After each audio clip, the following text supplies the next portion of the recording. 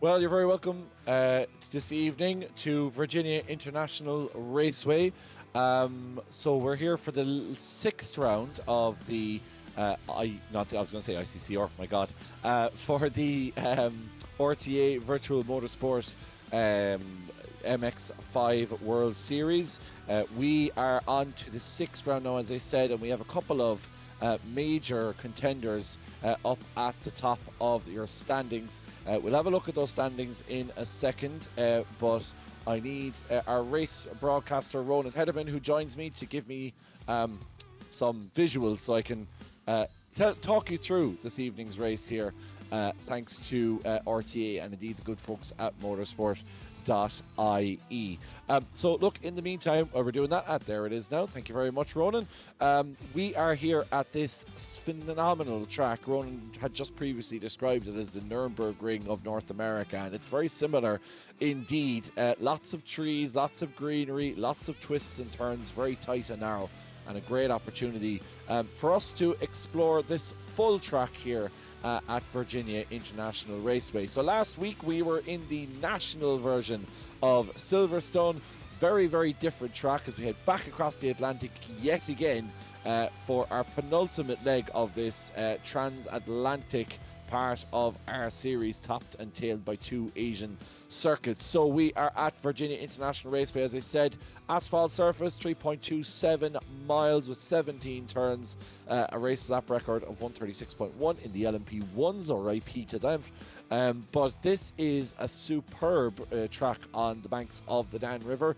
Twisting, turning, a private circuit, but as with all great private circuits, can stand up to scrutiny on all different kinds of events. Of course, VIR hosts IMSA, it hosts a lot of other international events, but this evening it hosts the latest round and the third last round of our MX-5 World Series. As we are here at Virginia International Raceway, it's a lovely day here in North America, 23 degrees, a very high track temperature, 47 degrees, which are going to make things very slippery and slidey for these guys in this MX-5 car.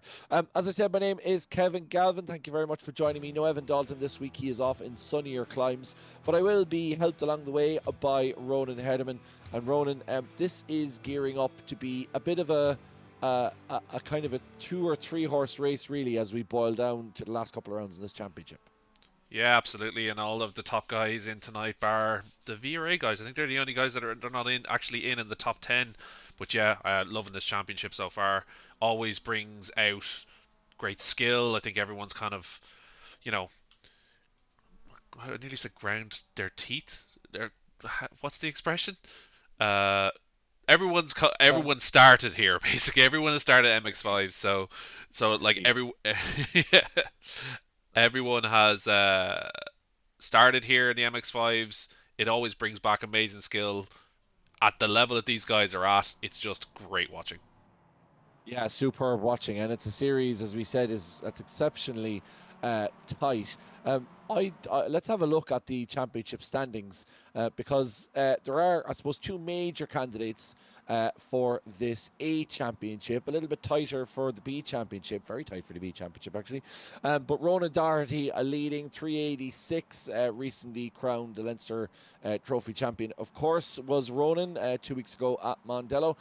Then followed by Dylan McClements, our reigning championship winner, coming off the back of the IndyCar series. And then we have Conor Melia, Sean McGoldrick, Diarmuid Toomey, Robbie Callahan, Sean McClements, who's picked up 30 penalty points over the course of this championship. Evan Walsh and Peter McCann. I think, as Ronan may explain, I don't think they're on track this evening. The two VRA lads are busy, I think, ahead of what's going to be another very busy day at Mondello.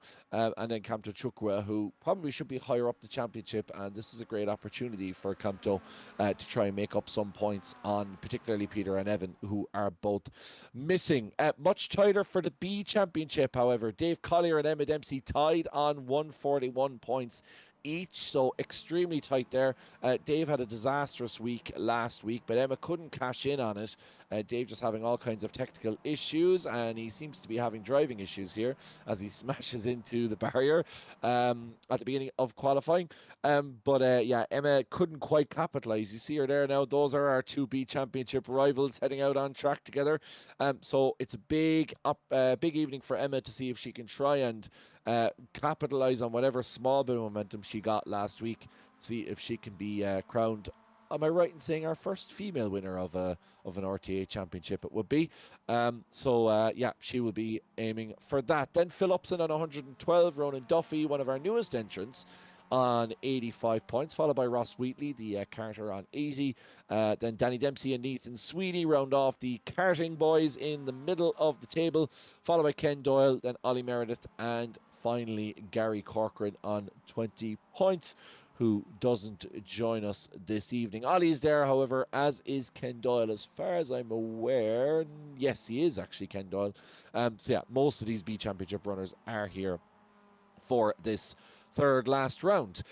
So Ronan, we were talking about it earlier. Evan obviously Evan Dalton missing to be in sunnier climes. I think he's in Portugal at the moment, if I'm right in saying. Evan Walsh missing for entirely different reasons. Him and Peter McCann both have a busy day ahead of him tomorrow. Yeah, not Evan, but definitely Adam Dowling and Peter McCann heading to a Track Days .ie event in Mondella tomorrow, so they are not at home currently. Adam picking up tyres, and Peter has just finished servicing his Clio.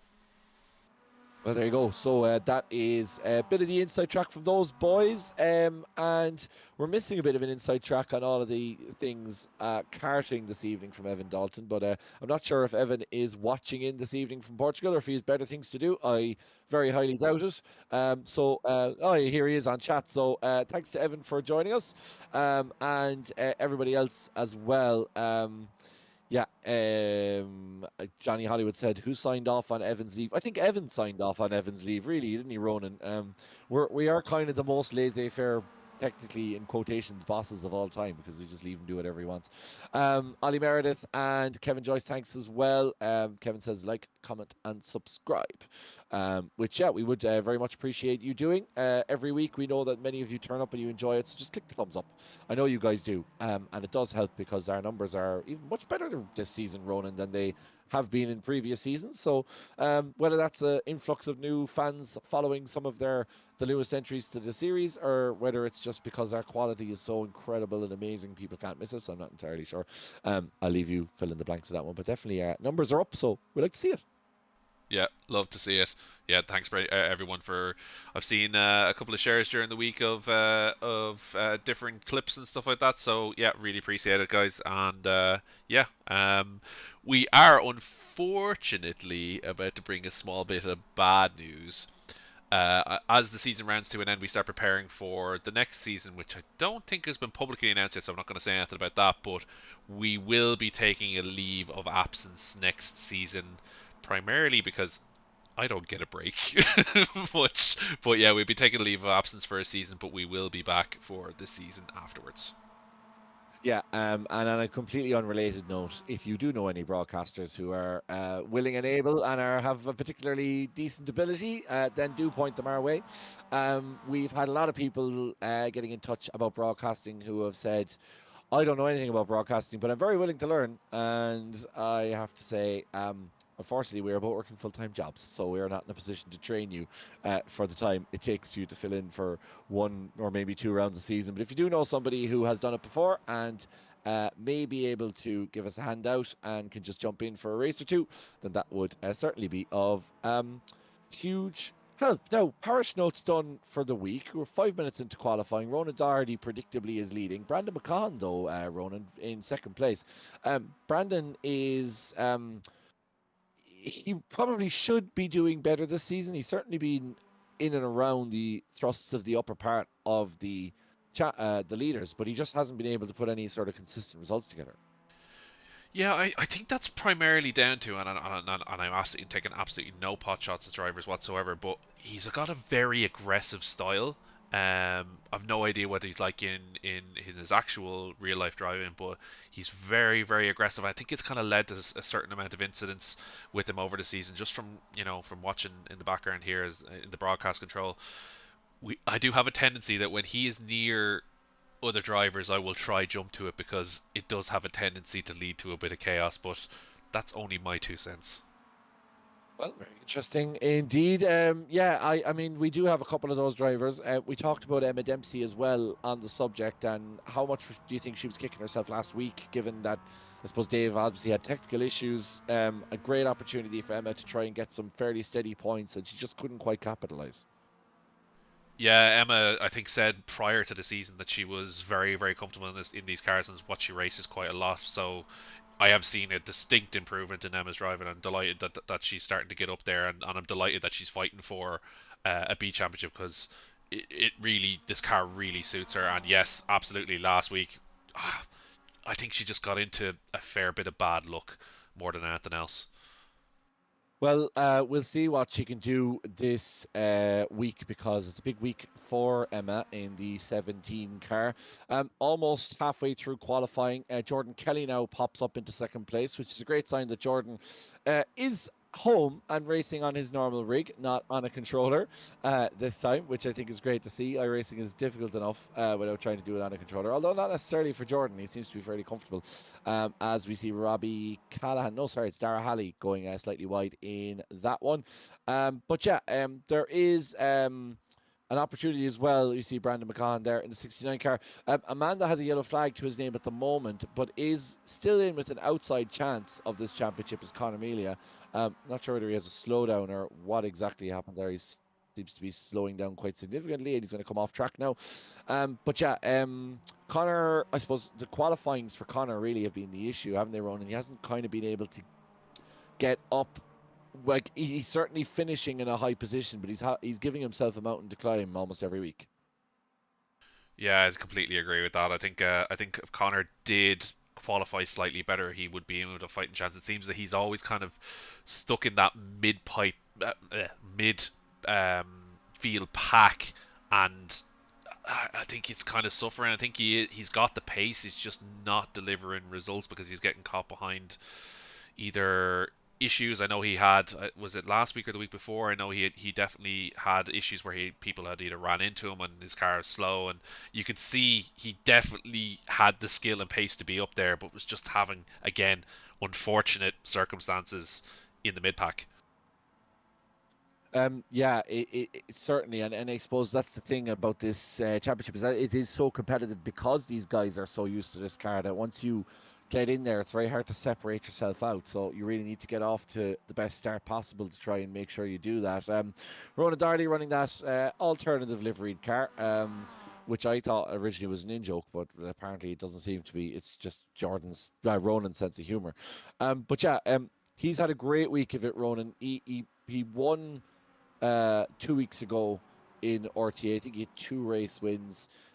Then he went to Mondello, won the Leinster Trophy, and came back on the Wednesday. And not satisfied with that, he went ahead and I think, am I right in saying, had the first clean sweep of the season last week. So he's been absolutely superb. I'm pretty sure he won Driver of the Day as well, did Ronan, which is very unusual for us to give it to a front runner. But given how exceptionally he performed, I think it was only fair to give it to him. So he's a man absolutely flying at the moment, and he's 4 tenths or just short of 4 tenths quicker ahead again of Jordan Kelly. So if he can keep himself out of trouble and avoid any mistakes, there's a huge opportunity for him to really put one hand on the World Series tonight. Yeah, absolutely. And I think Ronan's kind of on his redemption arc in regards to the Leinster Trophy and getting that win recently, and he just seems a bit unstoppable. And I think Ronan's definitely one of those guys who just has pure and utter natural skill. Um, just he doesn't seem to put a foot wrong, and when he does it in a very, very bad way. But this season he's been clean, he's been competitive, and I would call as an early call. I can see him going all the way. Yeah, I mean, already the gap is 25 points. That's quite a significant gap in the course of the championship. So barring it, now obviously we have to take into account drop rounds as well. But barring a disaster, it's very hard to see Ronan not taking the championship title. Let's have a look at what we can expect this evening. We always show this. We know you know, but we're going to explain it to you anyway. It's a bit like the briefing at the beginning of a karting session. We know you know, but we're going to tell you regardless. Race 1, 10-minute affair, grid set by qualifying that you see in front of you. Then for race 2, we have 15 minutes with the grid set by race 1. And then the final race, the feature race, 20 minutes with the reverse 8 from race 2. Drive through at 15x, disqualification at 20x. That shouldn't come into play here at VIR. It's a twisty circuit, but it's reasonably forgiving when it comes to the off tracks, and also you would expect that there's plenty of space on this track for guys to bunch out. We're racing the full version of this track, none of the short stuff that we saw last week in Silverstone, so it does give guys plenty of opportunity to stretch out over the course of a lap.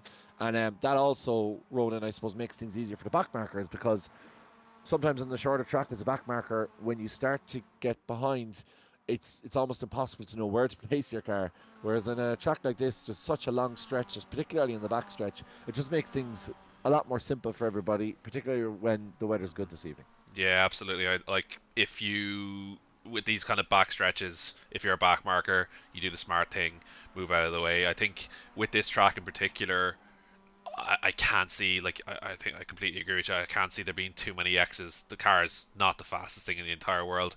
If you're gathering a lot of X's here in these cars, I think you're doing something kind of wrong.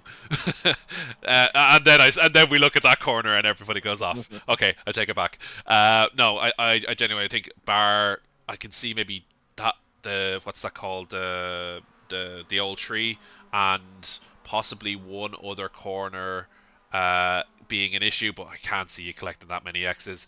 But again, the X's are also there for another reason, with collisions and spins and stuff like that as well. So you never know. Yeah, absolutely. Oak Tree is the corner you're talking about at the bottom of the track. It is actually not the. I think it's the slowest corner on the track, if I'm right in saying. But I'll need to get that checked out. But yeah, Virginia International Raceway opened in 1957 in August, and very, I suppose, kindred spirits with the Irish way of dealing with things, because the Wikipedia article here says it was created by a group of men using a bulldozer. So it just sounds like a group of lads decided that they wanted a racetrack and just took a bulldozer, which is a very Irish solution to an American problem.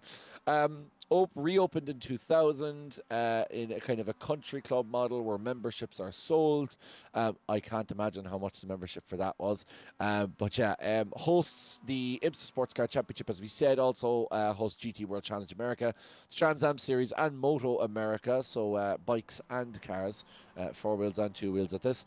And obviously the IMSA race here is a GT only race, given the try. Oh, there's Dave Collier, who's gone OT, not GT, OT. But yeah, it is it's a GT only circuit. I suppose. Look, it would just be probably far too difficult to race the well. In saying that, they raced them around Long Beach, I think, prototypes. So if they can do around there, they could probably do around here. But yeah, the very, I suppose, kind of we're racing the longer configuration as qualifying ends. Ronan Darty tops the tiny tables with a 205.9, but his, as I was rambling there, I've missed the fact that his championship rival Dylan McClements finished second. So first and second in the championship are first and second in the qualifying session, so they will have an opportunity to battle each other. Let's see how aggressive Dylan starts here with time to make up. So it's Ronan Darty with a 205.9. Topping us off, then Dylan McClements joins him on the front row. In the second row, we've Brandon McGahan and Jordan Kelly. On the third row, it's Conor Melia and Dara Halley, followed by Robbie Callahan and Campto Chukwa, who slips into the top 8. Sean McClements in P9, followed by Sean McGoldrick. Toomey will start the opening race on P11, joining the row with David Prunty. Then Dave Collier and Ollie Meredith, Ken Doyle and Ronan Duffy, who make up rows 7 and 8. Ross Wheatley and Emma Dempsey on row 9. She's quite a bit behind her championship rival in Dave Collier, so that's something else to look out for. And in 19th position, a full 4.6 seconds behind Ronan Darty, is Phil Upson in the Flat Earthers Global. number 8 car. So that starts us off. Ronan Darty leading Dylan McClements. That'll be something to look out for. But do keep an eye further back. Conor Melia starts in 5th. He will be still trying to keep his championship hopes alive as we wait for the lights here at Virginia International Raceway. 4 lights, 5 lights, and in the words of Evan Dalton, we go racing as Ronan Darty takes off. A good start from Darty. He's going to hold position, but Dylan McClements is under fire immediately from Brandon McGahan, who got off to a good start there in the background. They come piling down the front straight here as we head towards the first corner of the horseshoe.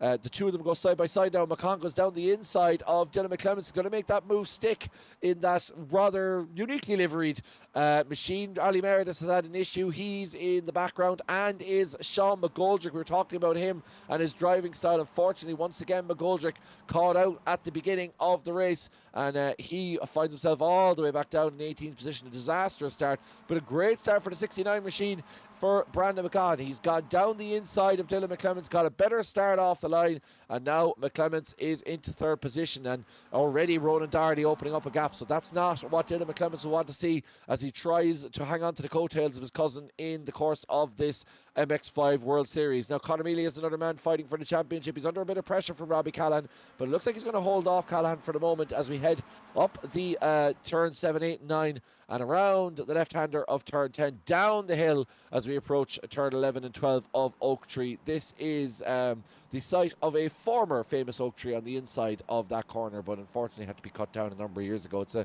ongoing theme with Rodden Racecourses, as that was a pretty atrocious attempt at an overtake there from Ross Wheatley, absolutely sending it down the inside of a corner where he'd absolutely no right to be. And Wheatley causes a huge accident there. Ken Doyle involved in that. Sean McGoldrick, I think, once again involved in that. He's gone into the pits now.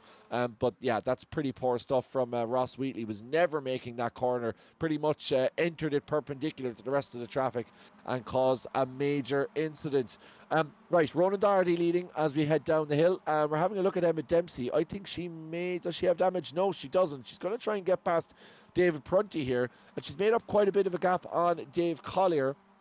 A lot of that is obviously caused by some of the carnage that was in front of her, but the 17 machine holding on, and it looks like Dave Prunty's got a bit wide there, so the door might open as Brandon McGahan's looking to open the door here. He's being pushed on the grass. It's a bit of a Kevin Estray move. We talked about Nürburgring in the build-up.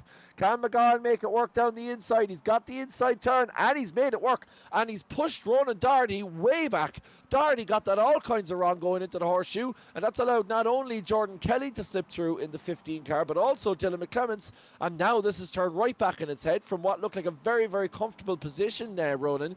Ronan Darty has had a bit of a disaster there in the opening corner. I'm actually kind of quietly shocked here. That's a very uncharacteristic move for him to lose that many places. Now, I get it. Yes, it was to Jordan Kelly, it was to Dylan McClements, but still, to drop 3 places from the lead in, yes, okay, we're only at lap 2, but that is, I don't know if that's an error or he maybe wasn't looking at his mirrors enough, but I don't know. Let's see how this plays out. Yeah, very interesting. He's going to be all over the curb here. Ronan Darty dipped the right rear tyre, and now he's gone wide. He's pushing here. I think he's overdriving a little bit here as Ronan Darty in the number 2 machine. He's trying to desperately make up some positions on this track, but you know, Ronan knows better than most. You have to be smooth and silky on the controls in order to gain time. Trying to overdrive and trying to push yourself is only going to cause you to lose time. So that's a disappointing one for him. Thanks to Jamal Gandor for joining us in the comments. Not unfortunately missing you on track, Jamal, as we go 3 wide down. We're not missing this though. Down the back straight into turn 14, and it's Dylan McClements who's going to get past Brandon McGahan. And McGahan, does he go into the side of Jordan Kelly? No, he doesn't. The two of them managed to keep it clean. Now McGahan's forced around the inside. It's going to open up the door for Ronan Darty. Go down the inside. He retakes that position off Brandon McGahan, who pipped him at the opening turn of this lap and caused all this chaos. This really long lap here at VIR as we go across the line for the 3rd time on this opening race. We're almost halfway through, and it's Dylan McClements now who leads Jordan Kelly, who leads Ronan Darty. So this would be great for McClements, and indeed great for those of us hoping for a championship battle right down to the wire. Now Jordan Kelly gets the run on Dylan McClements. McClements is defending the inside. He's going to try and hang on, but Kelly will have the inside for the next corner of NASCAR Bend. That's number 3. And as we go down towards left hook of number 4, Brandon McGahan now is going down the inside again of Ronan Darty. Darty looks like he has enough to hold him off around the outside. Yes, he does. Darty holds him off in the number 2 machine as they head down into left hook and now through the snake section of this course. So all chopping and changing at the front. We've had loads of instant, not too much in terms of contact, thank God, but in terms of just pure instant, there is a huge amount of chopping and changing over the course of this. Emma, Johnny Hollywood says Emma's in VR tonight, so it'll be interesting to see how she gets on there. I personally couldn't race in anything but VR, having done it for the last couple of years. It just the depth perception, it's almost impossible to go back to triples after that. I had to race for a very short amount of time, and while it's definitely less faff to get going, it's most certainly worth the faff when you're actually in the car. So Jordan Kelly leading from Dylan McClements, but we have a huge straight here. We're not taking the chicane of Madison Avenue, and don't call me baby, because Jordan Kelly is going to get overtaken here by Dylan McClements, and Ronan Darty's going down the inside. That's a bit of a Naughty's Pop reference for you if you didn't get it before.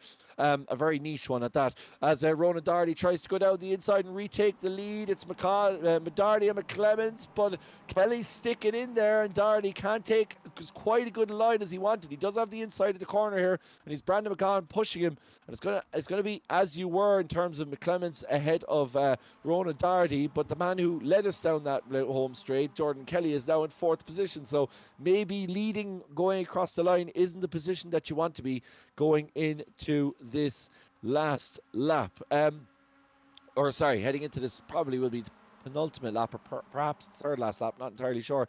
Sean McClements is flying, Sean. He started in P8, I think, and he's up. P9, should I say, and he's up to 4 places now. 5th position is McClements in the DDR car. As Dylan McClements now looks like he's going to be overtaken by Ronan Darty. Once again, we go 3 right through this section. It's Brandon McGahan who loses out. He keeps the foot pin though, and he's going to stay involved in the chase, but there's 5 of them barreling down into a corner that only accommodates 2. Dylan McClements gets a little bit squirrely on the exit of 4. That opens up the door now for Jordan Kelly to take it 2 wide through this rolling chicane section. This is absolute madness, as we had NASCAR Bend, but this is very similar to NASCAR vibes, as Ronan Darty, it's like Flight of the Valkyries. Ronan Darty is ahead, and then he has all the rest of them.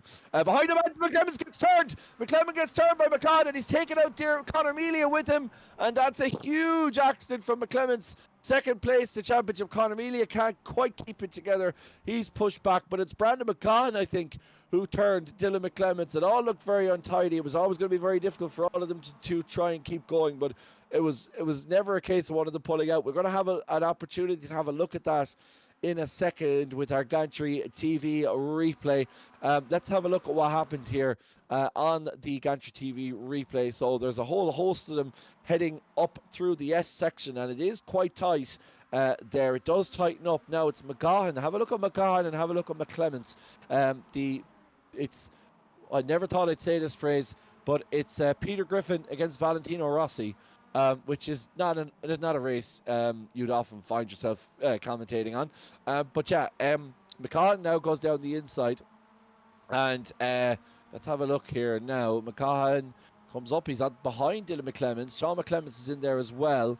McCahan seems to get a better run on Dylan McClements, and he's trying to bump him going up the hill.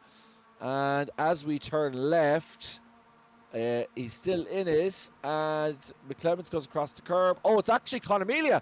I was completely wrong. I take it back, Brandon McGahan. My apologies. It was Conor Melia who came from nowhere down the inside, and I think McClements thought he had space there. He had clearance, and he didn't realise that he had Conor Melia in his mirror down the left-hand side. So a bit of a racing incident there, I think, Ronan, to be fair, because if it was a case where Brandon had turned Dylan from behind, I'd say it was on Brandon, but like Conor Melia was there, and Dylan just, I don't think he realised that he was there, and now he's in the pits with a meatball. So that's the end of Dylan McClements' opening heat. I'm going to play devil's advocate here. I think Dylan may have gone hit that curb quite hard and come across into Conor. So I think, is it still probably a racing incident? Probably. But again, that's what you get for the hard racing. let's be honest. That too wide the whole way up, the whole way up that straight was never going to work out well. Yeah, it was always exceptionally difficult. You could see there when Ronan was leading them up the hill. Evan Dalton says Ronan Doherty smiling from ear to ear with that crash. Absolutely, Johnny Hollywood says that was always going to happen. Had initially said it was Connor's fault, but then called it as a racing incident. Jamal Gandor says, "Oh no, Dill, this corner can be done side by side." But I found here in RTA that some can't do it. So not the first shot that Jamal has fired, because he's already called out Emma for racing in VR, but we're not going to mention that comment. And another big incident, that is Brandon McGahan, most certainly, into Sean McClements. That's all very untidy. McClements does, by the way, an exceptional job of avoiding major contact with the barrier. But Ronan, we started off pretty well as we get towards this final lap. It's all getting very shirty as McGahan once again involved in more incidents than you can shake a stick at. Here's Ronan Doherty now. He's heading over the final line. He's going to peel off. I'm not sure why. Has he got a slowdown, Ronan Doherty? Yes, No, he's crossed the line. He does. He just did. Ronan Doherty did. He just got a slowdown. Oh my God, my apologies. I saw the checkered flag and I was wondering what was going on. I thought that the line was earlier than what I remembered it, but no, it was Ronan Doherty had a slowdown right at the last corner. And after all that, he drops from first to fifth. Now, obviously, still making huge gaps on his title rival, but still very disappointing nonetheless, as Dave Collier finishes in 9th position. That's a great result for Dave, and a good few places ahead of Emma as they lock horns for the championship. And it opens up the door as well for Dave to get a potential feature race pole, which could prove exceptionally beneficial for the number 16 car. As this man, Sean McGoldrick, what can we say about him? The story of his championship, really, for the 19 car. Great qualifying. Looked for all the world like he would be involved in the fight up the front, and then made a bit of a dose and a balls of it at the opening corner through his own fault or not. I'm not sure. We'll have a look to see at the instance chat to see whether he has called out any drivers, but certainly, that is there. I'm just trying to see, do I see Sean McGoldrick? I don't see Sean McGoldrick there, but I do see lots of other... no, not out of instance yet. Actually, sorry, that was last week, so I don't see anything yet. But yeah, I do see Emma Dempsey and Jamal Gandor reporting each other, which is just so amazingly par for the course. But yeah, that is Sean McGoldrick crossing the line, unfortunately. Johnny Hollywood said that's 2 weeks in a row for Brandon murdering Sean. Yeah, it's going to be a very interesting conversation. But as it is, it's Jordan Kelly who comes out on top after all that, the man who's gone back to his wheel, and that has proved to be the winner. And have a look at Campto Chukwe. He qualified in 9th position, I think, did Campto. Just goes to show you how much carnage there was, that the 14 Mafia Esports driver ended up in 2nd position. In 3rd, and Brandon McGahan. Whether he will get penalised for that incident with Sean McClements, we will wait and see, but he's provisional P3. Followed by Robbie Callahan, then Ronan Doherty, our race leader. He really should have been our race winner, but a mistake on the final corner paid to that. Then Dara Halley, Dermot Toomey, Sean McClements, Dave Collier are a B Championship leader now after that result, and Conor Melia, who unfortunately was caught up in an incident with Dylan McClements. Then Ollie Meredith, David Prunty, Emma Dempsey, Ronan Duffy, Phillipson, Ross Wheatley, Ken Doyle, Sean McGoldrick, and the aforementioned McClements, who will be kicking himself. This may be his championship gone. But as we go racing once again for the 2nd time this evening at VIR, it's Jordan Kelly who leads us off the line, followed by Campto Chukwe. He's changed his livery from last week because he was in sky blue before. Now he's in some sort of sunshiny, kind of sandy coloured livery, which is quite interesting. Brandon McGahan goes down the inside, his patented move from the original race, and takes that lead. Now the gap opens up slightly from Jordan Kelly, which is going to allow McGahan to get a nose ahead, but Kelly should stay in front here, having the inside of this next corner section. A little bit of a tap there as McGahan tries to put a bit of pressure on, but Kelly just does enough to put his MX-5 in the right position just to defend from that one. So it's Kelly who leads McGahan, then Campto Chukwe, then Ronan Doherty is already up a place from Robbie Callahan, and will be very much targeting a race win in this second one. Campto Chukwe in 3rd position.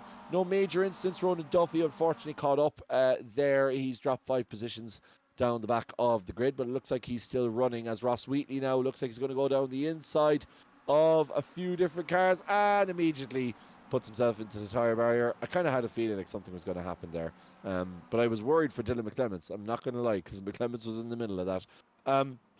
But Dylan, as it is up to 16th position, so he's already up 3 places, Dylan McClements. He will be looking potentially for a top 8 position, depending on how much carnage happens here. But it's certainly very possible for Dylan McClements to finish within the top 8 and be ahead of his cousin in the final race to try and make up back some points. Now, Ronan Doherty, speaking of the DDR drivers, and speaking of that man Doherty, he has gotten the slipstream on Campto Chukwe, and Chukwe is just going to slip back in there as we head down to this S's section, which I've been reliably informed by the world's #1 public open source knowledge database, is that this was based loosely on the corkscrew at Laguna Seca. So yeah, from one coast to another. That is where the inspiration comes from. So, yeah, another IMSA track, of course. Right, Dara Halley, we're having a look at him because he's in 6th position. He's up. He's not actually up any positions. He is where he started.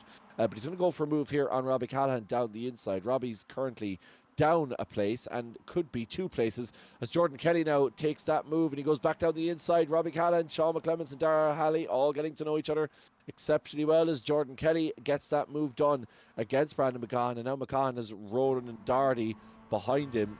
That is a very unsettling sight from the windscreen of Ronan Doherty, I think it's fair to say, but he is sticking right to the back bumper of the 69 machine as Ronan gets just about as wide as he possibly can through turn number 4 as they head up the hill and towards turn number 5 should I say, as they head up the hill and towards the Oak Tree section. Now Dylan McClements, he's already up a few places. This is the A Championship 2nd place and the B Championship 2nd place, swapping positions as Dylan McClements gets a move done. And Emma Dempsey, she goes very wide there across the chicane, giving McClements plenty of space.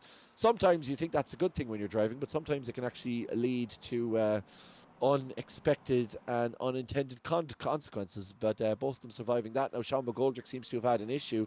He's dropped back, and Emma Dempsey going for a very strong move down the inside of the Oak Tree section. She's got the move ahead of him, but unfortunately for her, Sean McGoldrick's got the run down the back straight, and it also does leave her open to being overtaken by David Prunty. Now we're going to go 3 wide into this section again. It didn't go so well last time for the one of the up guys at the top of the championship. Ronan Doherty's just trying to play it safe here. He's just trying to find a kind of a comfortable middle ground as Campto Chukwe has fallen behind here. He's made a mistake and he sees cars piling in past him and almost makes contact with Sean McClements, who zips by him. But McClements is the leading brother of the Dunloy boys as Dylan tries to make some time back, but he's already in 12th position and we still have 10 minutes left in this, so plenty of time left.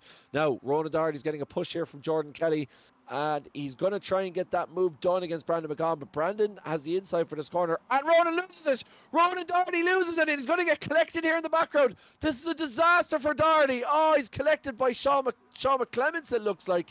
Oh, that's twice now Ronan Doherty's gotten that corner wrong. First time he did it, he lost a couple of places, and second time, whether it was a push or not, we're not sure whether it was cause or effect for Ronan Doherty. We'll have a look at it again on the Gantry TV replay, but this could be massive for the championship. We were talking about Ronan Doherty's pace and how this should be an easy evening for him. Here's Halley now. He goes down the inside. No, it's totally by himself. It's nothing to do with Dara Halley. It is indeed just a mistake from Ronan Doherty. My God, what a disaster for Ronan Doherty. Just losing the back end. Too much speed, not enough grip, and unfortunately the front turns to back. And Doherty is absolutely marooned in the middle of the track with loads of traffic coming at him. And as it stands, Brandon McGahan leads this race. Who would have thought it would be Brandon McGahan, Dara Halley, and Jordan Kelly would be our top 3 heading down the hill as we're a third of the way into this race. And from being in a position of pure dominance, Ronan Doherty, and it's talked about potentially having one hand on the trophy, now all of a sudden a huge opportunity for Dylan McClements here. Doherty finished in 6th in the last race, so if McClements can get that or greater, he's made up a position where he wasn't expected to, as Brandon McGahan takes a very interesting line there, trying to defend the position, but beelines across the corner.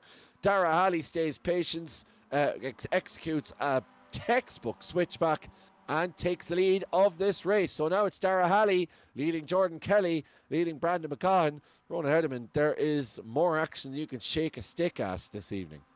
Yeah, absolutely brilliant move for Dara there to spot the opportunity and make for it. But it's not over yet. I can see Jordan and Brandon going at it hard here. Oh, and then another ball! Oh, my God! On cue, the two of them come together, and the iRacing physics, unfortunately, I think has had a role to play in that, because Jordan Kelly popped up into the air. Although maybe that is what happens. I'm not entirely sure. I haven't seen these. I mean, I've seen a good bit of MX-5 racing, but usually it's seeing 4 or 5 of them crossing the line at Daytona in a row. I don't see that much of that kind of stuff, but quite a heavy collision between the two of them, and now Jordan Kelly finds himself down in 4th position. It's like a game of snake. It's literally like if you took a motor race. If you took snakes and ladders and you turned it into a motor race, that is exactly what this race would be. Because every time somebody goes up the grid, they're catapulted back down it. So here's Dara Halley leading in the 802 car. He is the latest to try and avoid the pitfalls. Let's see if Dara can roll a 6 here and stay in the contention. Brandon McCann's behind him and followed by Robbie Callahan. Robbie's in a great position here, by the way, Robbie Callahan. It's a great race for him to be on a podium spot. I think this is the first time we've seen him on the podium this season. First time we've seen him on the podium in a while, actually. But Dara Halley up 5 places. So Dara started in 6th, and he may finish this lap in 2nd, but that certainly won't be the story of this race, because the tow down that back straight is exceptionally powerful, and it's leading to some very hairy moments as everyone kind of gets bunched up together. So unless the guy behind you wants to work with you, in which case Brandon McCann doesn't, I think, quite clearly, not only judging by the fact that he didn't push him, but judging by his rather alternative line through this section last time around to try and block Dara Halley from overtaking him. But if you can get somebody to work with you and push you down the back straight, then you're in with a great shout, because the tow here is so powerful that the only way to try and keep the gap at the front is to push. And none of these guys seem to be interested in that, as, that's a mistake from Dara Halley. He's lost it there. Not sure what happens here to Dara Halley. I don't know, maybe he's blown the engine. I did see a puff of smoke there, but I thought it was from the front left tire, but maybe it was the engine that Dara Halley blew. So once again, a snake is captured another victim, and Dara Halley, from being at the front of the grid, finds himself all the way down the back. It's actually unbelievable, this race. I can't, but okay, let's see. Yeah, blew the engine. Yeah, absolutely. Yeah. That was exactly what it is. That is a Peter McCann special from Dara Halley. But at least in Dara's case, he's ruined an MX-5 and not an expensive German sports car. Oof, that's all I'm going to say on that. Brandon McCann leading.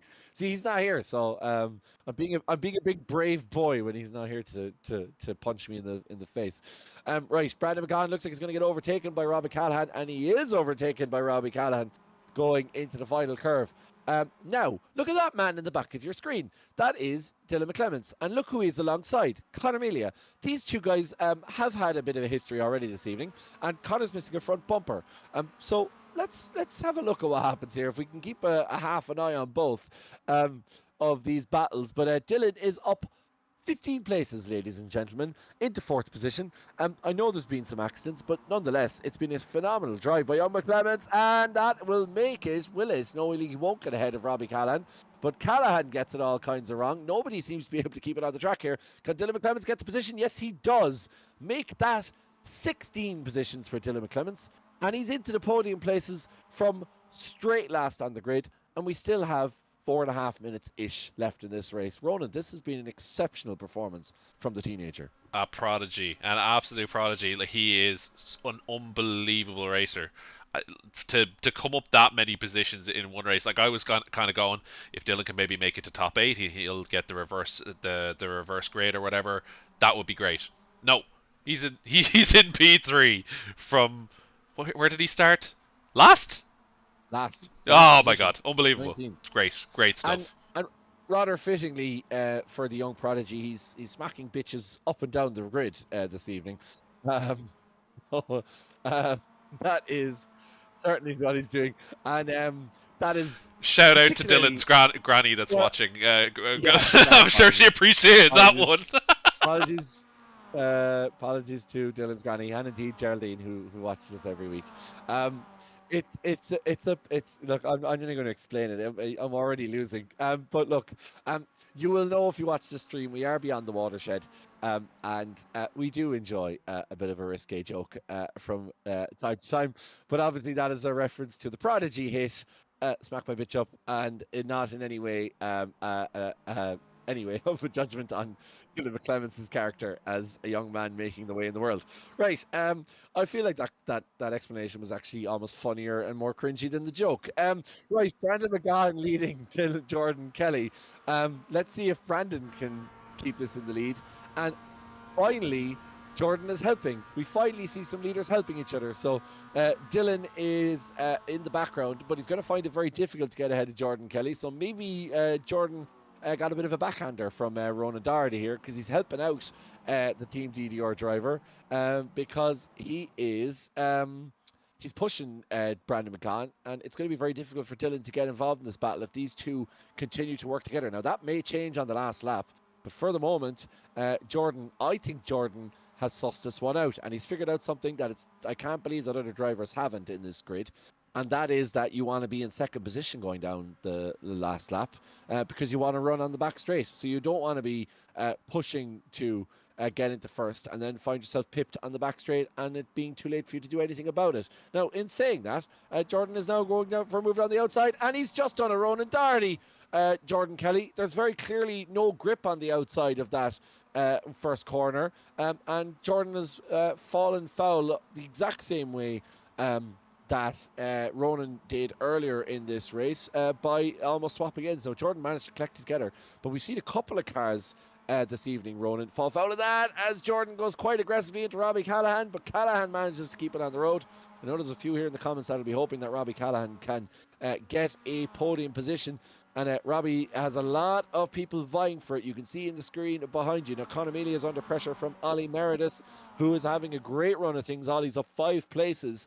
A couple of really big gainers in this race and a couple of very big losers. Sean McClements and Dara Halley, the biggest of those. Ronan Doherty down 10 positions, ladies and gentlemen, from the 5th that he finished in the last race. But Dylan McClements up 17 places, ladies and gentlemen. 17 places in 14 minutes.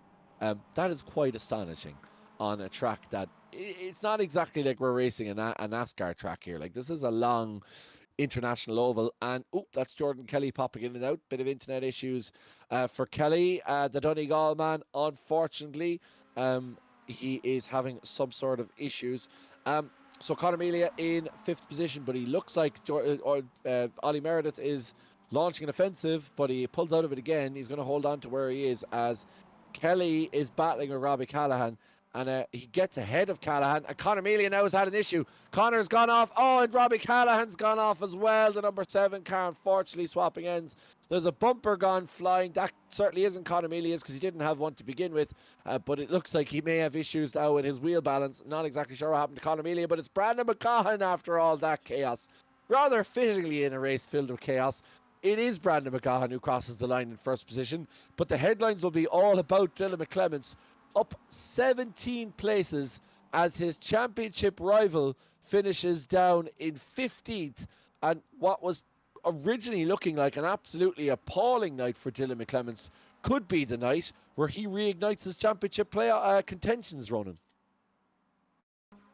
Yeah, absolutely. We're just going to go back to what happened to Conor Mealy here because from the events point of view, it's after telling me that he had a crash. So let's have a look. He's coming up here into the hill, and he was turned around by Ollie Meredith. Oh, that's a shame.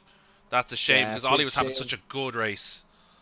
Big shame. Meredith just, I think, what's the phrase? Ambition over adhesion there going into the last section, and unfortunately cleaning out Conor Mealy. I suspect the incidents channel is going to be absolutely ram-packed. But this man can blame nobody else but himself Unfortunately, Ronan Doherty, very unusual. Can say that about him, but getting it all kinds of wrong on the outside of turn one, then getting hammered into and having to head into the pits. Ronan Doherty crosses the line in 15th position, but he will be absolutely devastated with that result. As much as Ronan Doherty can be devastated, I mean, none of those boys up north ever seem to show any massive emotion. But apart from Sean McClemens, but he's just great crack. But the rest of them are all very cool, collected, and calm. So Ronan finishing in 15th place. But yeah, what a great story for Brandon McGahan. It's been a great evening for him thus far. Is that two race? No, it's not two race victories. It's a third and a first for Brandon McGahan, who crosses the line. Jordan Kelly, obviously, who finished first in the last race, getting third. Good evening for him thus far, and for Dylan McClements, a particularly good evening. And let's have a chat with our race winner from the second race this evening, Brandon McGahan. Oh, sorry, before we do that, I always do this. We go to the results of the second race. So Brandon McGahan leading and winning our second race this evening, followed by Dylan McClements 2 seconds behind. Then Jordan Kelly, Ollie Meredith, Diarmuid Toomey, Robbie Callahan, Campto Chukwe, and Dave Collier, our B Championship leader. I called it earlier on. Dave Collier will lead us in the final feature race. Then Sean McGoldrick, Ken Doyle, David Prunty, Emmett Dempsey, Conor Melia, Phil Upson, Ronan Doherty has it all to do here. Followed by Ross Wheatley, Ronan Duffy, Dara Halley, and Sean McClements. Unfortunately, Sean said in the chat, time to put his boots up for the evening, and I can't blame him. But let's have a chat with another Mac who had a better evening of it thus far. The number 69 car, Brandon McGahan. Right, Brandon, thank you so much for joining us. A third position and a first position. Talk us through that second race, because from our point of view, as I said to Ronan, it was like the motor racing equivalent of snakes and ladders. Every time somebody got ahead, they seemed to be pushed behind. Yeah, I mean that's it's definitely the most fun I've had in RTA. There's a great crack both them races. Race two there, it just kind of didn't really matter what position you're in. Like at the end, I was the only one other than Dylan who like came right up through the field that didn't like go off or have a spin or something at some point. So it was just kind of race of attrition. Yeah, how difficult is this track? Like we saw an awful lot of mistakes being made, and particularly that opening turn, that horseshoe turn. It looks like there's absolutely no grip around the outside. Yeah, I mean it catches you out. The cars don't have a lot of power, but it's really easy to make a mistake. Like if you don't blip going down into first, it's just like pulling the handbrake and then getting on the power as well. Quite deceptive. Like as soon as the rear starts to go, it's quite hard to get back. So that's what happened with Ronan and Jordan. Like it's considering it's like a low power, easy enough car, it can definitely catch you napping. See, the ABS nearly caught me out as well. If you brake late and go on the brakes a bit harder than usual, the ABS drags out, and the length of your braking, and you could end up running. I think that's what happened to. So I think it was maybe Dara. Yeah, it's a good evening for you though. I mean, it's been an up and down championship for you. Obviously, you seem to always be caught up in a lot of instances, but I suppose like probably maybe top 10 now is probably your ambition for this season. Yeah, I'm not honestly sure where I am in the championship. I know I've missed one or two rounds anyway, so yeah, just see where we can end up. Um, Probably just race for wins and podiums for the rest of the year, really, because I missed them couple of rounds. Well, Brandon, you have 1-1 thus far this evening, and I'm sure you'll be hoping you'll make it a clean sweep of podiums. Brandon, congratulations, and thanks again for joining us. Thank you. All right, let's have a chat with third placed finisher. I was going to go third before we go to second, if that's all right, Ronan. Just because I want to have a chat first with Jordan and finish with Dylan. Jordan, you're back on the wheel very clearly, and it seems to be paying off. How was driving with a controller last week? And I suppose first place in the opening race kind of shows that the controller suits you. Or sorry, the wheel suits you, should I say. The controller, I think if you had enough of time, you'd actually get some way decent, but you just don't have the feeling, I suppose. But it was still good fun always racing. But the wheel's definitely better. I was probably two of the most enjoyable RTA races. It's funny slipstreaming. I think there was 4 different leaders on a lap and everything. It was chaos. Yeah, Uh, we saw you. Because I asked this question to Brandon, but I suppose he wasn't quite caught out in the same way. We saw you getting caught out there late on the opening curve, the horseshoe. Ronan Darty obviously also having a big moment there in terms of the championship battle. So that seems to be a really tricky one for you. yeah, well, my one personally, I was too busy paying attention to how close I was to Brandon instead of my own car spinning. So that's what caused mine. But luckily I got third in the end. But it was a hectic one, that's for sure. All right, well, Jordan, congratulations. First and a third position thus far. Same as Brandon, actually, I think, but in reverse order. So Yeah. congratulations to you, and best luck for the final race. Thanks, Kevin. We'll chat to you soon. That's Ronan, sorry, that's Jordan Kelly. Sorry, force of habit. I don't know, did we get an opportunity to speak to Dylan very, very quickly? Can we drag him into the commentary booth just very quickly before we get going for this final race? Because I know we'll be getting going very shortly. But Dylan, sorry now, very, very quickly.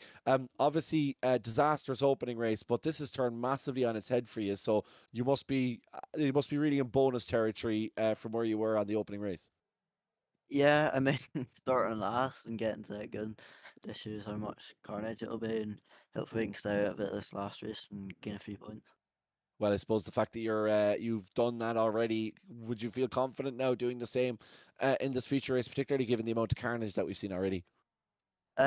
Hopefully, I'll try to get back up the grid, but it's gonna just be a big group of us again unless carnage are up. But hopefully, we're to get on the podium and go for the win. Well, Dylan, and already an incredible performance in race 2. Congratulations. We'll let you get back to it for the final race. All right, cheers, Kevin. So our grid for the final race, it's Dave Collier, DC Motorsport number 16, who leads us off in this feature race of round 6 of the MX-5 World Series. He is our B Championship leader as well, remember, ladies and gentlemen, so great opportunity for him.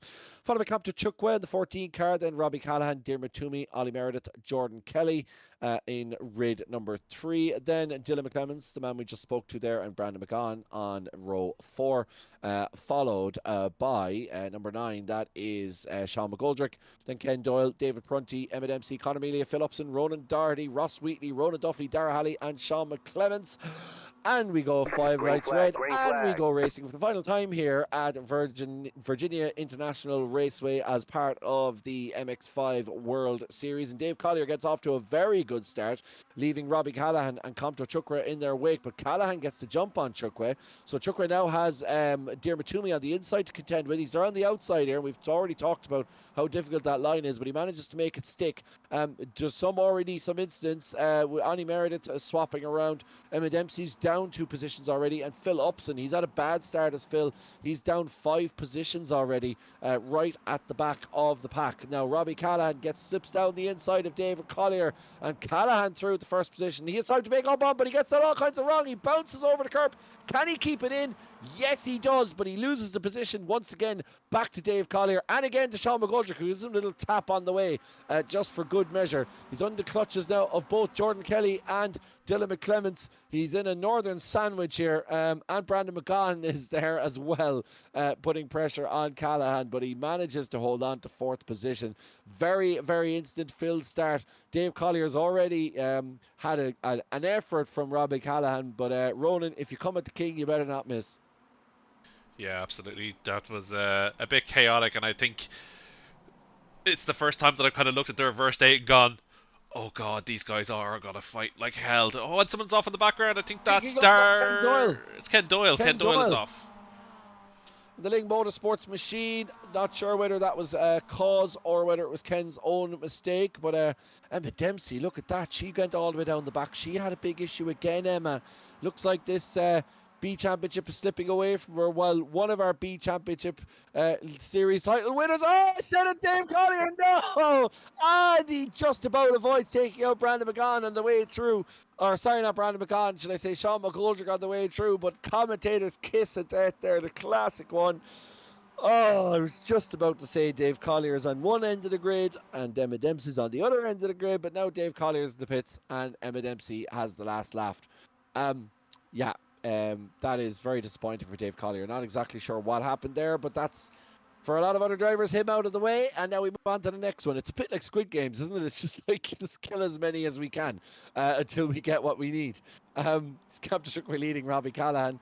Callahan went for a move on Dave Collier in this part of the track last time around. It certainly didn't work out for him in the end. Let's see if the Gulf livery number 7 will do the same again. He's Jordan Kelly on the back, and he's Dylan McClements as well, so attack has to be the best form of defence you can imagine for him. Yeah, thanks to everyone for getting involved in the comments. I'm going to read all your comments out because we do really appreciate it, particularly on a night where we are doing this by ourselves. Ronan very graciously stepping in with some commentary duties, as well as giving us some of these fantastic shots, as you see there from the back of Jordan Kelly's bumper. Johnny Hollywood said I was desperately trying to dig upwards. Yeah, dig up, stupid. Yeah, apparently I am being added to Dylan McClements' grandmother's enemy list, but I mean, I live so far away from them that, you know, realistically, she's not going to have a chance to get to me. Ronan Doherty says, generationally bad performance from me tonight. And Jamal Gandor pointing out that Dave Collier was having a great evening tonight. So I'm going to blame Jamal for that one, not me, because Jamal set it in motion and I just reignited it. Nicky Barrett says, good man, Ollie up into P4. And indeed, Ollie unfortunately involved in an incident very late on there with Conor Melia.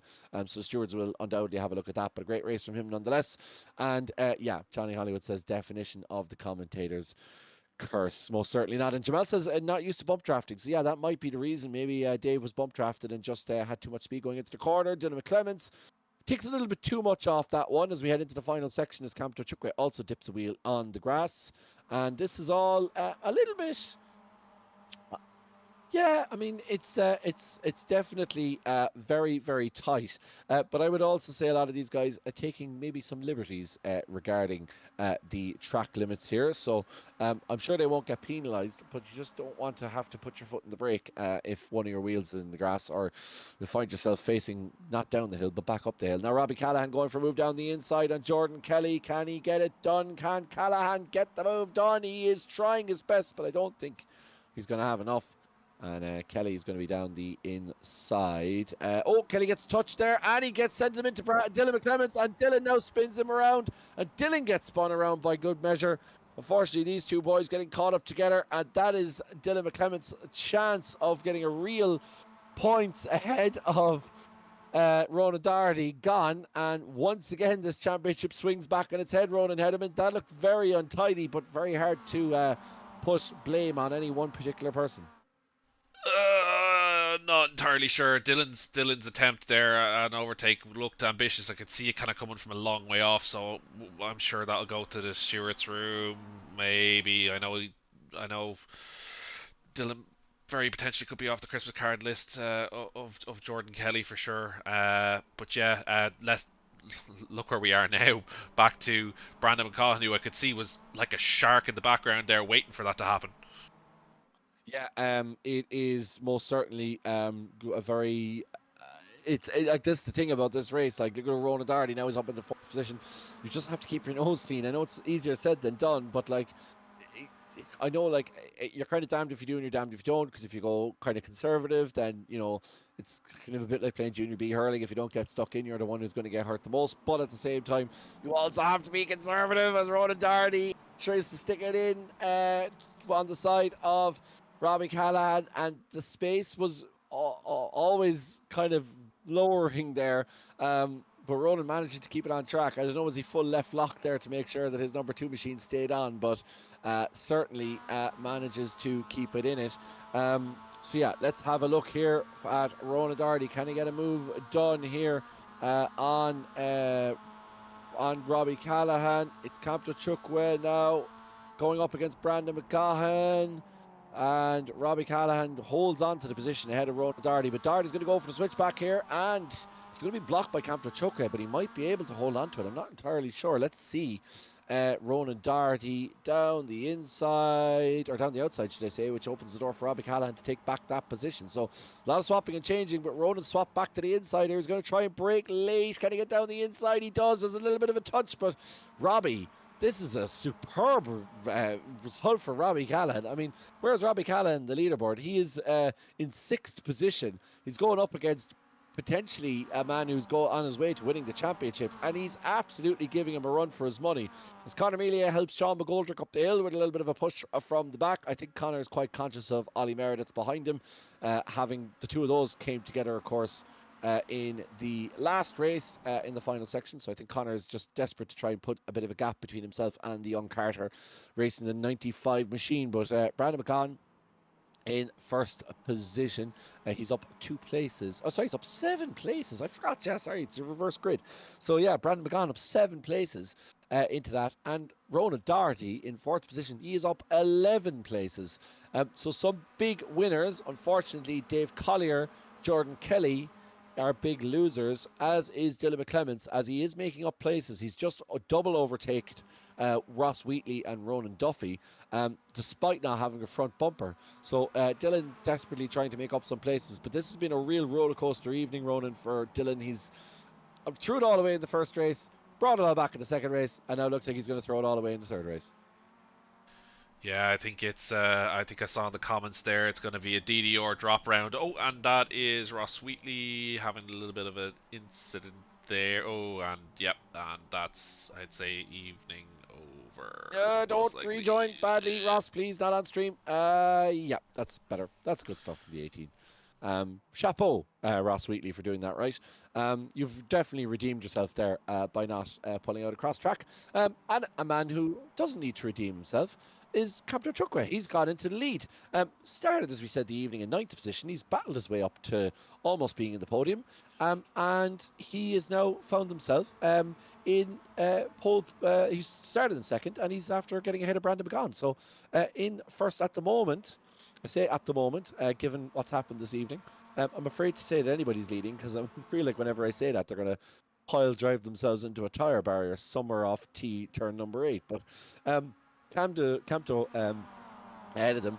It says, Team DDR can't perform when their favourite commentator is missing. Yeah. I mean, debatable, but look, Evan, if that's the fantasy world that you want to live in, then fair enough. Evan, of course, is away using some of that very lucrative contract that he got for doing that ad with Howdens. So using to spend that on, I think I saw him with some caviar and champagne in the 5-star luxury hotel in Portugal this week. But yeah, whether that's on the company account or not, I'm not sure. But yeah, Ollie Meredith in 8th position.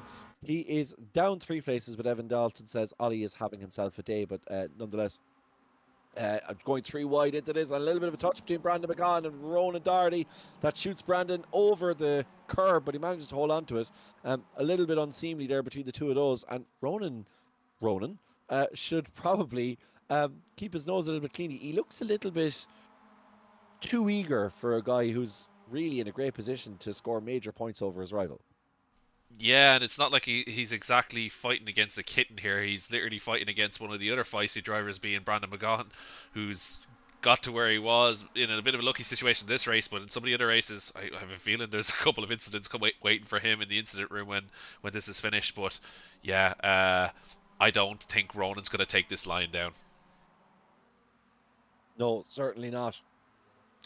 Is Ronan Doherty, because yeah, it's a difficult one. Like like if you're Ronan, really, your thought has to be on the bigger championship picture, and a 2nd place finish for him would be more than adequate, given where Dylan McClements is now. Dylan will obviously make up some places, but nonetheless, I mean, he came into the championship with a very strong result, and Dylan would probably end up having to use this as a drop round. So that's going to then put pressure on him as Robbie Callahan takes the interesting line. I'm not sure he's going to get a slowdown for that, but he's taken the rallycross line through there. You certainly couldn't do that in a in a IndyCar, I would say, with the low floor there, but you can do it in an MX-5 with a little bit more road clearance, as Brandon and Ronan now pulling away. And I think that's where the trick lies for Ronan. I think just push Brandon and continue that gap, and watch the other scrap behind you. And then if you want to go for a fight at the end, go for a fight. But there's no point in doing it now with 8 minutes left, and still plenty of time left in this race. Yeah, I don't even think that it's going to be a case of Brandon making Brandon being pressured into a mistake by Ronan. I think it's going to be a case of Ronan will have to fight for his life to get ahead. So this could get, let's say there might not be any wing mirrors left at the end of this race from either of them. Yep, absolutely. But wing mirrors are optional and easily replaceable on iRacing. Unfortunately, championship points and license points are permanent. So that is another question altogether. Dara Halley, he's having a great evening. Is Dara? He's up in the 3rd position. He probably should have been further ahead, only for that big incident in the 2nd race, which he was caught up in, unfortunately. So it's hard to name a driver on this grid that hasn't had an issue or an incident at some point this evening. But certainly these two at the front have had their fair share of issues this evening, but just goes to show their talent and indeed their grit. The fact that they're there, as that is Robbie Callan. I don't know, did he touch the back? I think he touched the back of Campo Chukwe and it just unsettled the car. A little bit of a touch there was enough to send him spinning round and into the clutches of Ollie Meredith, who will say thank you very much. I will take that 8th position from you, and moves up. Sorry, still down 3 places. Ollie Meredith. He started in 5th, down 3 places. Sean McClements, meanwhile, he's up 12. Dara Halley's up 15. Ronan Doherty's up 13. So that's fairly decent. Dylan McClements, however, down 5 from where he started. He is 3 seconds behind David Prunty, so it's going to take a while for him to get back up with David. Never mind to say trying to overtake him and then catch up with Diarmid and then everybody else. So Ronan, he might be battling with Brandon. He might be very much in battle mode, is the number 2 car. But as I said, a 2nd place finish, Ronan, would be more than enough for him in terms of this championship picture, and it would open the door for him to take the championship next week at Brands Hatch Indy. Yeah, but do you think that's Ronan's mentality? I don't think so. But, Yeah. I don't think that's gonna be Ronan's mentality. I think Ronan's gonna push this all the way. I don't think he's gonna just go, 2nd will do. No, but I just think that when you're getting towards this point of the championship, you kind of need to start thinking about the overall championship picture. Look, I mean, that's why I'm talking and not racing, and also because I like money, so I'm getting paid on Tuesday to be here. I'm not having to pay to race. But speaking of paying to racing, we are going on a hiatus. We talked about that next season. But Ronan Hederman, you're not necessarily going on an RTA hiatus, are you? No, I may be rejoining the grid next season, which I'm delighted with, because I've had a couple of official races recently and I've been really enjoying myself, so I would be more than happy to come back and join this grid for the first time in 6 seasons, maybe more. I mean, it's been a long. I mean, because you've been broadcasting. I'd love a some sort of a world where we could broadcast Ronan Doherty or Ronan. Geez, Ronan Doherty. Ronan, we are broadcasting Ronan Doherty. We could broadcast you, Ronan Hederman, and commentate on you at the same time. Unless you want to hear splendid. Screaming in the background of your stream, either at my own driving or at somebody else, you're not going to want that at all. Yeah. Well, I mean, at least it's only in our ears and not in the ears of Dylan and Sean McClements' grandmother, who certainly wouldn't appreciate some of the language that we all use, I think, while driving. I'm sure Dylan is squeaky clean, but some of the rest of us aren't quite as, what would I say? Reserved. No, reserved isn't the word. That's the word I'm looking for. There's a word I'm looking for. I can't think of it. Somebody can help me out in the chat anyway. But yeah. So we have 16 minutes gone in this feature race. We're almost coming to the end of the evening.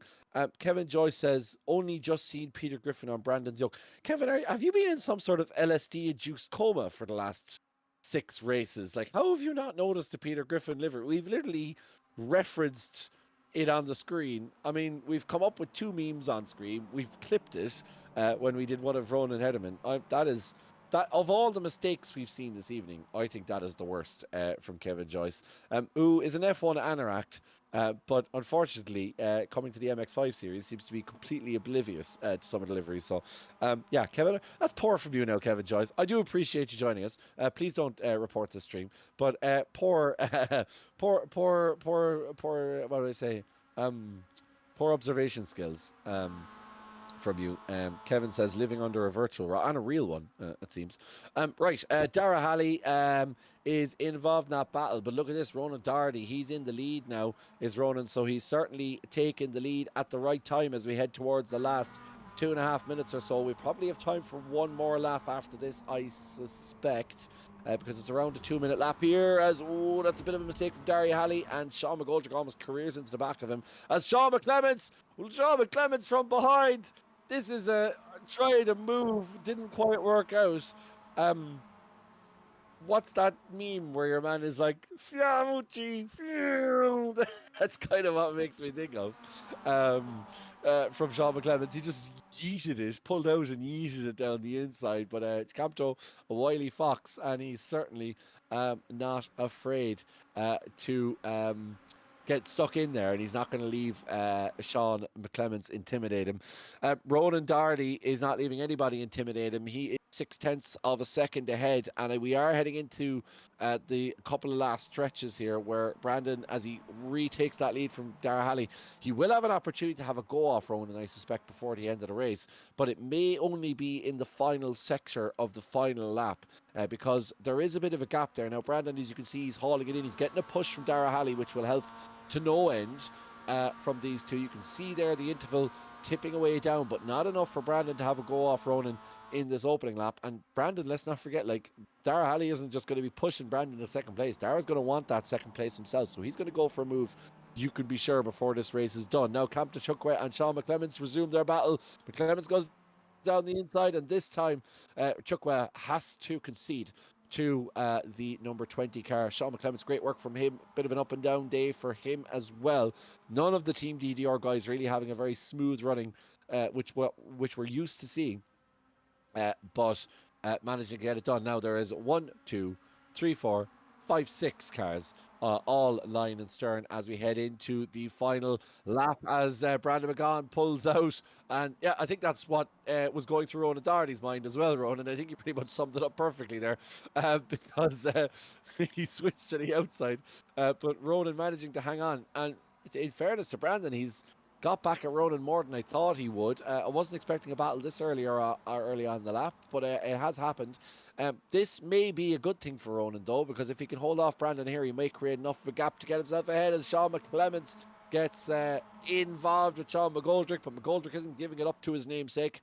Spelt differently, pronounced the same, as they head up the hill for the final time this evening at Virginia International Raceway. And I was tipping this as my track of the season. I certainly think the action has delivered here, for good and for bad.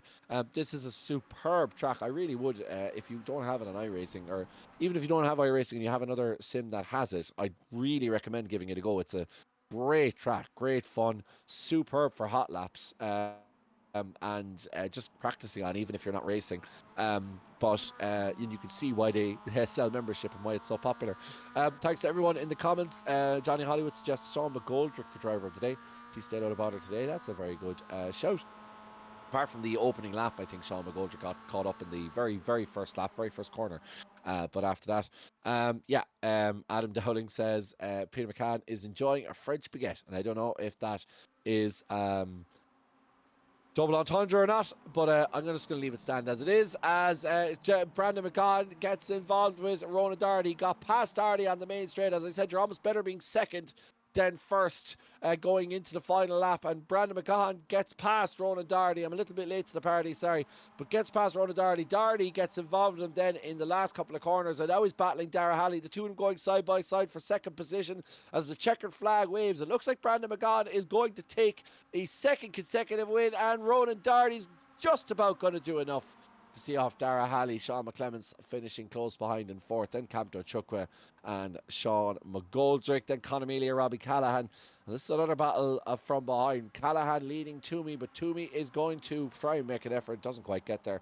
Dylan McClemens finishing in the top 10, but it's not where he wanted to finish, followed by Ollie Meredith and David Prunty. Then Ronan Duffy, Ken Doyle, Phil Upson, and Emma Dempsey crossing the line. Emma was down in second last, so she's made back a few places in the last part of that race and has made back a few points on her B Championship rival, Dave Collier. Ross finishing ahead of Ross Wheatley and Jordan Kelly all the way down in 18th position. That's very disappointing from Jordan after what's been a good evening. Right, let's get to the interviews quickly. I'm quickly running out of voice. Before I put myself off the air and cancel myself, we'll try and have a few interviews. And we'll wrap up this round 6 of the RTA MX-5 World Series. A round 6 that was full of incidents and intrigue. Let's grab Ronan Darty. Oh no, let's grab our race winner, Brandon McGahan, first very quickly. A great evening for Brandon. Superb running. I think third and two firsts for Brandon. So very, very hard not to think about giving him driver of the day, but we might think about that. Maybe Ronan Hederman can let me know whether he agrees with that or not. Right, let's have a chat with Brandon McGahan as we round out this final race. We'll have an interview and then we'll round out our results and we'll head off then. Brandon, great evening for you. Rounded off there in style. As feature races go, if you're starting in 8th position, you can't ask for much better than that. No, definitely not. Again, it was a really fun race, and it was kind of just the same idea as last time. I just stayed out of trouble and picked the position for the last lap. A lot of drafting here, but really, if you're leading onto the back straight, you're done for. So picked the time right and had a bit of a moment in the corner at the end of the back straight, but managed to hold it and take the win. Yeah, there was enough of a gap, I think, because obviously Dara Halley was fighting there. You profited from a big accident involving Dylan McClemens. That kind of paved the way for you. We're just having a look at it here in the replay screen in the opening part of the race. But it was really between yourself and Ronan going back and forward. And yeah, just interesting you mentioned it because I had said in commentary you're almost better off going into the last lap in P2. As opposed to being in P1. And I think, as you just said, it sort of worked its way out that way. I mean, the toe here is so incredibly strong, particularly with that very long back straight. Well, yeah, that's just the way of it. Like, it's long enough for, if you're behind the car ahead, you'll be clear by the end of the straight, just about, if you get good enough runs. So, obviously it depends how the exits go. And then, to be fair, the run to the line could have been very close, because Ronan was right on my bumper coming out of that section, but luckily for me, Dara threw a move where you wouldn't usually, and it kind of held them two's progress and let me come home.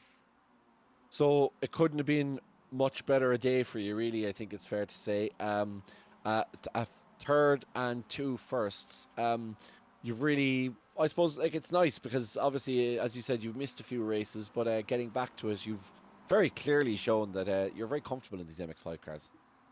Yeah, I like the racing. To be fair, because they're low power cars, there's not as much to drive in them. The pace is quite close, and then a lot of it comes down to racecraft, which I enjoy. It's good fun. Obviously tonight was a bit of a cleaner night for me than Silverstone, so yeah, hopefully be back in the next round and have a bit more fun. All right, well, Brandon, congratulations. We normally don't give out driver of the day to our winning drivers, but I think given all of the carnage that happened around you, to finish third and 2 firsts, 3 podiums in what is a very, very difficult track and certainly 3 very chaotic races, I think you have deserved our Gantry TV driver of the day. So Brandon, congratulations. I'm sure the championship points are probably more valuable to you, but it's nice nonetheless. Oh, great, thank you. Cheers. So that is our second and third race winner, and indeed our Gantry TV RTA driver of the day, Brandon McGahan. Now, let's have a chat with the man who we could have given driver of the day to. That was going to be Dara Halley. But no, let's have a chat with Ronan Darty. He's here now. Ronan, generationally poor performance, you said, after race 2. You made up a bit in race 3, but when you crossed the line and you were coming down that back straight in first, did you kind of know the writing was on the wall with the slipstream the way it is? Yeah, pretty much. I was just no. There's no real way to confirm to yourself where you're going to be on the last lap. So my whole approach was try and stay in the lead and hope on the last lap the two people go side by side in a silly place. Because everyone else after that's just carnage. But yeah, no, I made a few errors tonight. Yeah, I mean, let's talk about it. It sounds like a counselor, but no, let's talk about it. Like that, it's that. Can you talk us through? I suppose particularly, look, the big one was the spin on. Well, let's go first to the final corner of the opening race, because I'm right in saying you got to slow down right at the end there. Yeah, it's pretty much home and dry for the win, and just took a bit too much curb. I was it was weird. Like I didn't get one the whole night, so I didn't feel like I drove it any different. But I must have just went a pixel too far, and got a slow down, so that dropped me to 5th. And then the second race, obviously I spun. It was really weird. Like I was halfway around the corner, and I decided to drop it to 1st for a bit more traction, and I just mustn't have blipped big enough because the transmission sort of like locked up, and yeah, bad mistake. Yeah, because obviously it's between yourself and Dylan, but like it's been so up and down between the two of you. I mean, I think it's fair to say though, on the balance of things, after what's been like for your standards, and I know you'll say yourself has been a kind of a disappointing evening, purely results wise, but actually in terms of the championship with Dylan having 2 accidents, you've actually set yourself really nicely for the final 2 races. Yeah, no, I don't know actually what happened to Dalton in either race. I seen in the second race, or the last race there, I went past him when he was um off the track with someone else. So he obviously just got unlucky. It's kind of carnage whenever you have like tracks with a really long amount of time on full throttle, in these cars, and it's yeah, anything can happen. So it was unfortunate for him. Brilliant. Look, Ronan, you certainly hold the cards going into the final 2 races. Congratulations, and no doubt we'll be speaking to you next week when we head back to Brands Hatch Indy. Cheers, folks. Finally, let's have a quick chat with Dara Halley, our 3rd place man. Dara, we were talking about driver of the day. You were a whisker in with getting it. Brandon's 2 victories just pipped him over the line on what was a kind of a day where everyone had carnage. I mean, you yourself had issues, but up 15 places to finish in 3rd position. You must have been thrilled with that last race. Yeah, I am. To be fair, I don't think I deserve driver today. Just too many mistakes, to be honest. But I had good pace like the whole way through. But just kind of my whole season, I've been fast pretty much the whole way through. I've just been making mistakes or disconnecting. But I'm still happy with a podium. It's a tricky track. Like we saw so many people get involved, and the nature of it with the drafting down the back straight means that people tend to kind of converge in either the oak tree section or the last section, the S's bit, which are kind of tight and twisty and lead themselves to accidents. So even though it's a very long circuit, it's kind of flowing circuit, you tend to be bunched up in the wrong kind of place. Yeah, like the racing was just really close, to be honest. Like some of it was out of my control, but it's just honestly happy to get a podium after all the stuff that went down. So look, Dara, congratulations. Very well deserved. Up 15 places. I mean, for that final race alone, a superb running. And hopefully we'll be speaking to you between now and the end of the season, because you're certainly showing pace, as you said, that you're well able for it. So you just need a bit more of a rub of the green. Yeah, thank you very much. All right, so that was Dara Halley rounding off our interviews. Now let's have the classified results for our final race. I know Evan likes doing this before interviews, but I'm just so keen to talk to people. Right, Brandon McCann leading us over the line for the 2nd time this evening, followed by Ronan Doherty, then Dara Halley. Good battle between those two right at the end. Then Sean McClements, he also went up 15 places, followed by Campton Chukwue, who's down 3. Then Sean McGoldrick, followed by Conor Amelia, who was up 6 places to 7th position. So good running from Conor there, making up some late points. Robbie Callahan in 8th position. Unfortunately, Robbie, he was in the lead on a number of occasions this evening and just couldn't seal the deal. Followed by Diarmuid Toomey, then Dylan McClements. A bit of a really disappointing evening for him in terms of the championship, and I wonder, is this the race he will look back on, the evening he will look back on? if he does indeed fail to secure the championship. Then followed by Ollie Meredith, then David Prunty, Ronan Duffy, Ken Doyle, who we saw going off earlier on, Phil Upson, Emmett MC, who is our B Championship second place, but she does finishes ahead of Dave Collier. Very close battle there, and that will continue into the last couple of races. She's followed by Ross Wheatley, who was involved in quite a lot of incidents this evening. Ross didn't quite suit him this evening. The corners. Then Jordan Kelly in the Team Dolan 15 car. Not sure what happened to Jordan, but very disappointing for him to be there. And then finally Dave Collier. Ronan Hederman, before we finish up, absolute carnage in VIR, but it is a superb track, and it's going to be very, very different once again next week when we head to Brands Hatch Indy for the penultimate round. Yeah, absolutely. I think the pitchforks are in the comments for you at the moment, Kev. I don't think too many people were happy with your driver of the day choice, but yeah, I think this championship is. Ooh, is it sealed? It's close to it. I think you're dead right in what you were saying about Dylan there. I think Dylan will. Hopefully this will be Dylan's drop round and there'll be no more about it. But I don't think Dylan's had too many other upsetting days that he'll have to drop instead. So yeah, I think it's still tight, but at the end of the day, Brandon came out on top.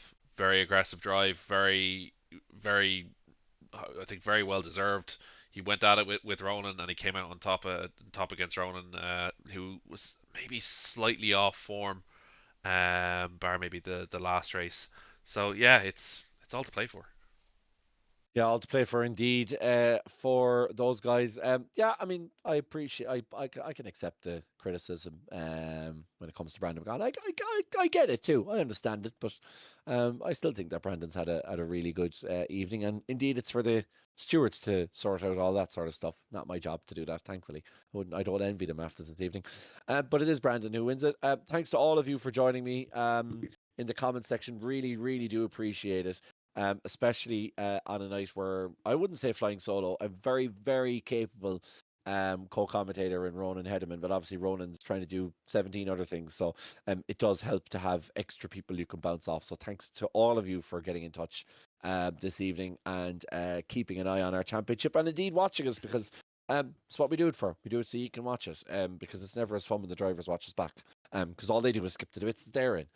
Right. And that's coming from somebody who does it himself. Right. Final time going across the Atlantic Ocean. Virgin Atlantic are making their money off us this season. We are at Brands Hatch Indy. We've gone from probably the longest track on the calendar to the shortest track in the calendar. So let's see how the drivers deal with that one. That will be on Tuesday, the 30th of September. And then we round off on what's a very tasty final race at Mount Panorama. I certainly wouldn't want to be going into that one needing points to win a championship, but the McClemens Doherty battle rolls on. It seems like, or the war rolls on. It seems like Doherty won this battle, but only just about, while Emma Dempsey and Dave Collier keep their B Series title rolling as well. So all to play for in both championships as we head in towards the penultimate round. I'm sure you'll join us then. In the meantime, head over to rtavirtualmotorsports.com where you can get all the results of this series and potentially find out what's happening next season. We won't be there. Well, Ronan might be there. If you want to just troll him on track, and then you can sign up for next season. And also head away over to motorsport.ie. Plenty happening around the world, even though the motorsport season obviously winding down now as we get towards the autumn, but it does get to the tail end, which is the really interesting bit. As do keep an eye on motorsport.ie for that one. And also check out Sim Consultants. They are busy. They're very, very busy at the moment. I think you are, Ronan, and that is a great sign. So a good Irish company. We want to give them as much help as we possibly can, as we do with all of our partners here at RTA. So do check them out, simconsultants.com. I'm going to say. Right, that is it for this evening. Thanks again to everyone for joining us. Have a great week. Enjoy the weekend, whatever you're at. And for those of you taking part in the track day tomorrow, enjoy that as well. But we will be here next Tuesday for our penultimate broadcast before our little break. We hope you can join us then. But until then, Slán go fóill.